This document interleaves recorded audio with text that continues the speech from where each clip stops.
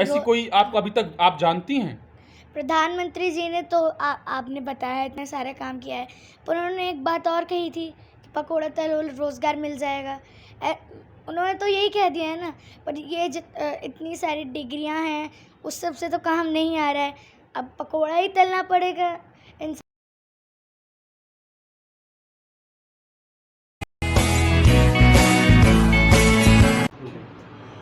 नमस्कार, मैं धीरज झा और मेरे साथ हैं 10 साल की बच्ची संदीपनी मिश्रा और पूरे सरकार को नकेल कस दी है इस बच्ची ने।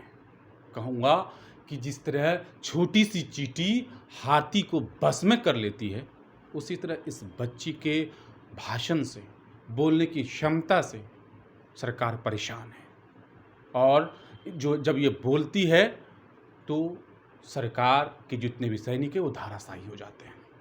जी हाँ, मैं संदीपनी मिश्रा से ही जानना चाहूँगा कि आज स्वतंत्रता दिवस है और हम 75वां स्वतंत्रता दिवस मना रहे हैं। क्या सही मायने में स्वतंत्रता आई है? क्या सही मायने में सभी को हक मिला है? क्या सही मायने में हमारे सारे अधिकार मिले हैं? सिर्फ स्वतंत्रता मिलने से क्या हो जाएगा जब तक कि हमें सब सारी अधिकार ना मिल जाता है। जी हाँ, संदीपनी जी, आप बताओ सबसे पहले, जो आप बहुत छोटी बच्ची हो, कि क्या सही मायने में सारे अधिकार, हम सही मायने में स्वतंत्र हुए हैं या नहीं? नहीं, हम अभी तक स्वतंत्र नहीं हो पाए हैं, अच्छी तरह से देखा जाए तो। ये तो सिर्फ़ आज़ादी इस जश्न की है कि हम अंग्रेज़ों से आज़ाद हुए हैं। पर क्या हम महंगाई से आज़ाद हो पाए हैं? बेरोज़गारी से आज़ाद हो पाए हैं? महिलाएँ आज़ाद हो पाई हैं? और बहुत सारी चीज़ें ऐसी हैं कि इससे हम आज़ाद हो पाए हैं।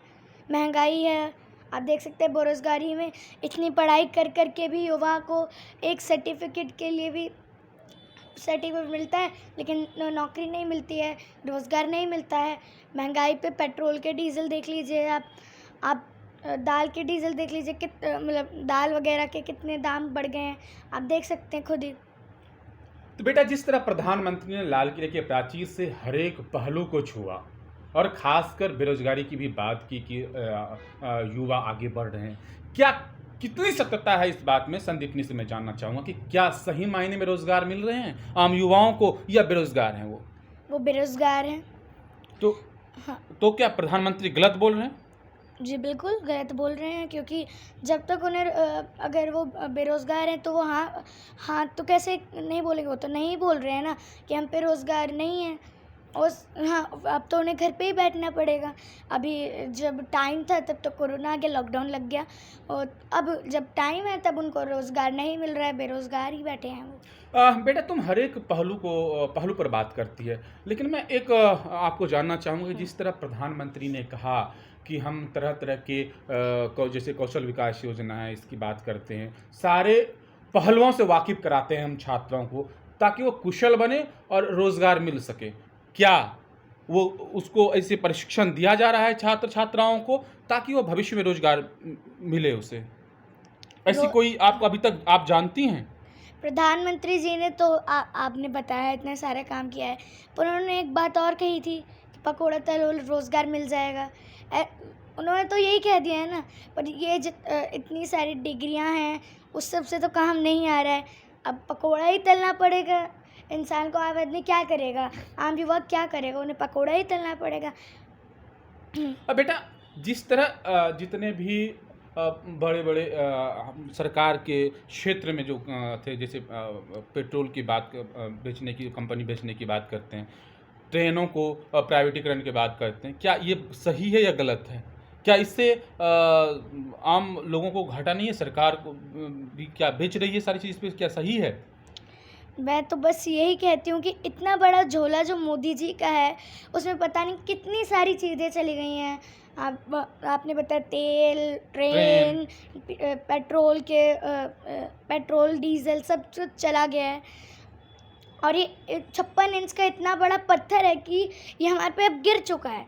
अब इसे कैसे हम हटाएँगे, वो हमारी ज़िम्मेदारी है कि हमको इसे हटाना पड़ेगा, क्योंकि जब तक हम इसे नहीं हटाएँगे तब तक तो हम मर जाएँगे। जिस तरह प्रधानमंत्री ने लाल किले के प्राचीर से कहा कि हम आगे आने वाले 25 साल का नींव तैयार कर रहे हैं, मजबूती नींव, क्या इस बात में सच्चाई है या थोथी दलीलें हैं? बिल्कुल सच्चाई नहीं है, हाँ। क्योंकि जब वो बोलते हैं अगले दिन वो भूल जाते हैं। काम क्या करना है मुझे उनको याद ही नहीं रहता। या तो वो नोट्स बना के रखें, वो तो नोट्स भी नहीं बनाते।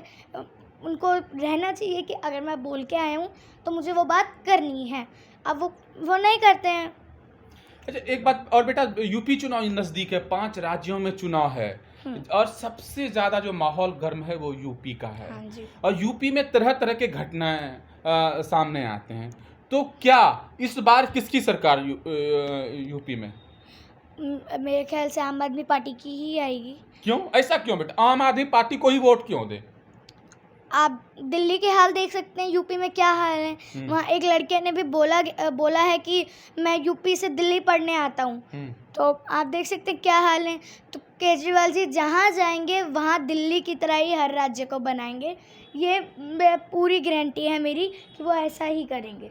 और आप भी, मुझे जैसे पता चला कि आप भी दिल्ली के प्राइवेट स्कूल छोड़कर सरकारी स्कूल में पढ़ती हैं। क्या इस बात में सच्चाई है या गलत अफवाह है? नहीं, मैं गवर्नमेंट स्कूल में पढ़ती हूँ, सर्वोदय कन्या विद्यालय। ऐसा क्यों? आपने प्राइवेट छोड़ के सरकारी में क्यों गई आप?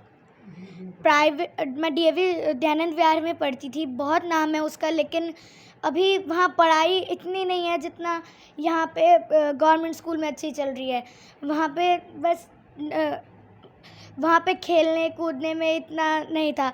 जहाँ यहाँ हमारे को खुला ग्राउंड मिलता है, वहाँ हर बात पूछ के जानी पड़ती थी टीचर से। टाइम टेबल बना के उतने में मेरे रहती थी टीचर कि आधा घंटा खेल के आओगे वापस आ जाओगे। बेटा, एक सवाल आपसे जो महत्वपूर्ण है, मुझे नहीं पूछना चाहिए था लेकिन पूछना पड़ रहा है। हाँ। जिस तरह दिल्ली में एक घटना घटित हुई जी। कि आपके ही उम्र की बच्ची, उनके साथ गलत काम हुए, गलत व्यवहार हुआ उनके साथ और बाद में जला भी दिया गया, जी। मार भी दिया गया। हाँ। क्या सरकार फेल्योर है इस मामले में, या सरकार कोई कदम नहीं उठाना चाह रही है, या फिर ऐसी सब घटना को दरकिनार कर रहे हैं? सरकार तो रोती ही है, 7 साल से 7 बार रो चुकी है। 8वां साल चल रहा है, 8वीं बार भी रो लेगी। उनका क्या जा रहा है। लेकिन जैसे आप छोटी-छोटी बच्ची हो, ऐसे सब कांड होंगे, तो क्या आपको घर से बाहर निकलने में डर नहीं लगेगा? आपने बोला अभी मोदी जी 25 साल आगे की एकदम अच्छी खासी न्यू बना रहे हैं, तो ये न्यू बन रही है कि क्या यहाँ मैंने इसलिए बोला था महिलाएं आज़ाद नहीं हैं। अभी तो 9 साल की लड़की का ही बलात्कार है, वो भी 2-2 लड़कियों का हुआ है। तो वो हमारे को उस पर करना चाहिए। और लेकिन जो जिन्होंने भी किया है उनको अभी धाराएं तो लग गई हैं, पर मैं जल्दी से जल्द चाहती हूँ कि उन्हें फांसी हो। और जिस तरह योगी जी सरदार वल्लभ भाई पटेल की मूर्ति बनाते हैं गुजरात में, राम मंदिर की बात करते हैं, धर्म की बात करते हैं, क्या चुनाव में ये सब मुद्दे पर बात होनी चाहिए या नहीं होना चाहिए? चुनाव निष्पक्ष चला जाना चाहिए? जो चुनाव है उसको धर्म के मामले में नहीं डालना चाहिए, क्योंकि चुनाव अलग जगह है, धर्म की बातें अलग जगह है। ये सही है, ये सही बात है, लेकिन आप जय श्री राम कर रहे हो, पर उसी जगह आप अल्लाह जी को भी बोलो ना, फिर उसी जगह आप वाहेगुरु जी बोलो ना, फिर आप प्रेज द लॉर्ड भी बोलो ना। आप क्यों एक ही धर्म में उलझे हुए? अगर आप धर्म की बात चुनाव में लाते हो तो जहाँ के लोग हैं वहाँ की भाषा बोलो आप। बेटा, जिस तरह यूपी में दलगत राजनीति हो रही है, और तो क्या इस बार भी जो प्रेजेंट में सरकार है, वर्तमान टाइम में सरकार है, उस पर लोग विश्वास दिखाएंगे या फिर परिवर्तन चाहेंगे?